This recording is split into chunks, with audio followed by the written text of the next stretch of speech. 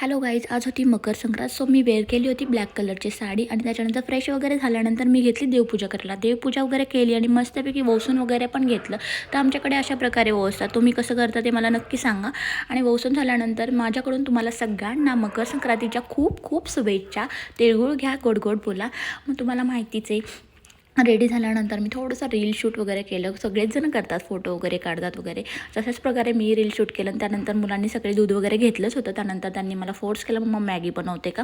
So मग मी त्यांना Maggi बनवली. मॅगी बनवल्यानंतर दोघे मस्त यम्मे मी मॅगी खाऊन मस्तपैकी खेळत होते. त्यानंतर संध्याकाळी आम्हाला जायचं होतं माझ्या नंदेच्या घरी हळदी कुंकला आणि त्या बाळाचं बोरणान होतं फर्स्ट टाईमच. सो मी अशा प्रकारे रेडी झाले होते. कसा माझा सिम्पल आणि स्वीट लुक नक्की सांगा. मला जास्त मेकअप वगैरे काही आवडत नाही गाईज. आणि तुम्हाला माहिती हळदी कुंकू म्हटलं प्रत्येक घरात ही गडबड असतेच. तशीच नंदेच्या घरी गेल्यानंतर भरपूर सारी गडबड होती. भरपूर साऱ्या बाया आल्या होत्या, लेडीज लोक आले होते. सो अशा प्रकारे अगस्त्यचं बोरणान चालू होतं आणि पिल्लू असं गोंडच बसलं होतं. थोडीशी चिडचिड झाली त्याची नंतर. आणि त्याच्यानंतर मग त्याचे बोरणान झाल्यानंतर सगळ्यांनी त्याला अंघोळ घातली बोरणाने. इतकं छान वाटत होतं आणि थोडीशी रडत होता तो. त्यानंतर मला मम्मींनी हळदी कुंकू दिलं, म्हणजे माझ्या नंदेच्या सासूबाईंनी. ह्या आहेत माझ्या नंदेच्या सासूबाई की ज्या मला हळदी कुंकू देतात आहेत. आणि पूजाने छान डेकोरेशन केलं होतं अगस्त्यच्या बोरणांचं. आणि ह्या आहे माझी नणंद.